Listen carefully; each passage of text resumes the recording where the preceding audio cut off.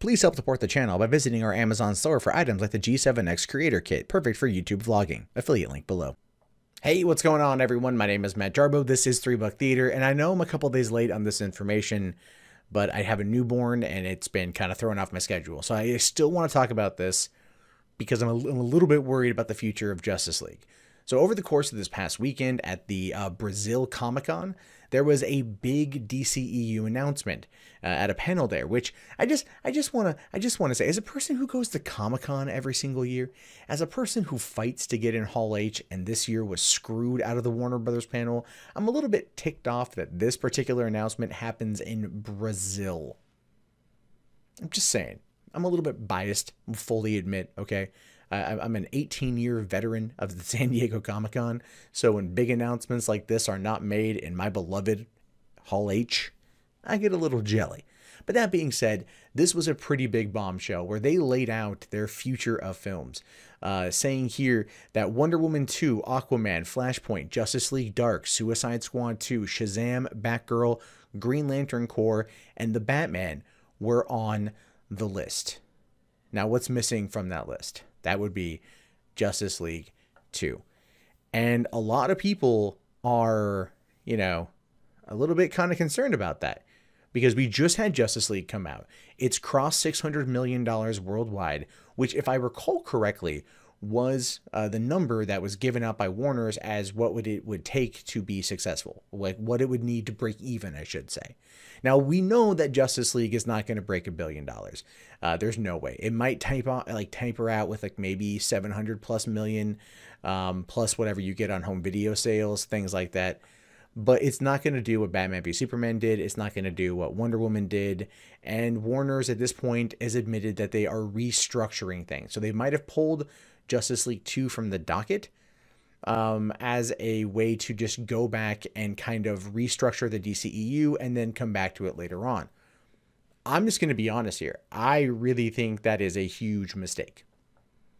This is one of those times where you have to just lean into it. All right, the fans are there. The money essentially is there. But you have an opportunity now to create something from scratch without there being tragedy, without there being massive reshoots, without there being like executive interference, without there being just the gigantic colossal screw-ups that Warner's has done thus far. The forced 2-hour freaking cut of Justice League. What were you thinking with that one? A lot of problems at Warner's, and unfortunately people still put a lot of the hatred back on Zack Snyder, and I'm sorry, I'm just gonna say it, hashtag in Zack I trust. So I was watching Watchmen again the other day. The dude's amazing at what he does, but I think there's been miscommunications there. Now, Wonder Woman 2 coming out in 2019 is a no-brainer, right? It's opening up in the holiday season, or I think they moved it to November now. Aquaman is also opening up in December of 2018, so it does feel like Wonder Woman and Aquaman are moving into like the Disney-controlled Star Wars territory, which I find to be fascinating.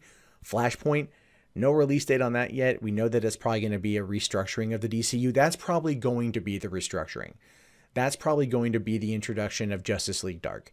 That's probably going to be the introduction of Shazam or something along those lines. Whenever they're going to do that. I don't know. Zachary Levi. Man, no, probably Shazam is going to come out prior to that. But the thing is, I know Zachary Levi is currently working on getting rapidly bulked up in order to play the role. And I feel like they're trying to kind of rush it through production, which, given all the other problems that Warner's has had with the DCEU, this is kind of a dumb idea. Suicide Squad 2 is a no-brainer. The movie pulled in a lot of money, was #1 at the box office a couple weeks in a row.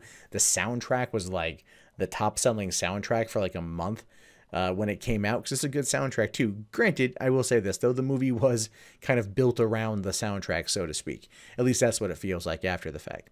So that's going to be coming, you know, they're working on that right now. But here's the thing, no Nightwing.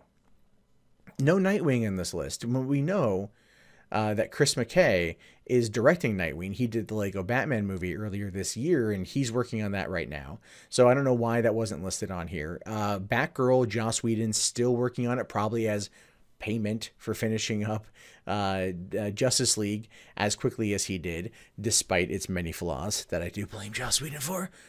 You know, Green Lantern Corps, we got a quick, brief glimpse at that with Justice League, right? But apparently, according to Kevin Smith, there was a lot more involving the Green Lanterns and a lot of other characters that were cut from the Joss Whedon version. And then, of course, we have the Batman, and the Batman is, I don't know, man. Affleck wants out after Flashpoint. That's the rumor. I mean, it could just be one of those things that's going around, but it's been constantly happening. And the fact that Affleck, that was a big rumor that happened right before the release of Justice League, I really ticked me off as a fan, because I like Ben Affleck as Batman, and I know he likes playing it, but he's just, again, all of this craziness is happening within the DC world that it just makes it very difficult to kind of like put any faith into them. What they need is they need a Kevin Feige. I'm sorry, they need a Kevin Feige, someone to come in, sit down, and just lay out the path. And we thought that was going to be Jeff Johns, but Jeff Johns is being moved to more of an advisor position. So what the hell? Now, there are certainly going to be problems here. You know, this list that they put out there may not always come through, right? Or maybe change. Justice League Dark has gone through a couple different directors. You know, Guillermo del Toro isn't involved anymore. Just a ton of people have come and gone. So I have to wait and see on that one. There's also no Cyborg film. That was originally listed in their original slate. That's been taken down. And I'm sure Ray Fisher is not too happy about that, because he was hoping to get a Cyborg movie for 2020. Man of Steel 2 isn't on this list, which is, again, is a very dumb move. People loved Superman in Justice League. They loved Boy Scout Superman. They want to see more of that. Matthew Vaughn apparently is in talks to direct Man of Steel 2. So I don't know what Warner's is waiting for. It's entirely possible they're waiting for Comic-Con in order to release the information. You know, this is just a taste, so to speak. So my prior bitching about that could be a different thing. I don't know. I don't know what's going to go on with Warner's at this point. Their restructuring is, if they're moving away from leading into to kind of like chapter or phase bookend team up films, and then having more of a solo franchise again, the world we live in now, when it comes to superheroes, is not going to facilitate that. And they're going to run into more problems, because it shows that they aren't able to correct course. They're going in reverse, right? And that's not going to sit well with fans. And they're going to keep losing money after investing a lot of other stuff. Now, don't get me wrong. When it comes to the market share, I think of like films, Warner's in the United States is the highest. Disney's right underneath it. Warner's is gross over $5 billion this year. Disney's gross over $5 billion. Universal's grossed over $5 billion. These companies make serious cash. But these films, they need them not only to be successful, but to sell merchandising and a lot of other things. And as a result of that, we're kind of running into these problems with how they're structuring these films, because you can tell that DC is trying to play catch up to Marvel.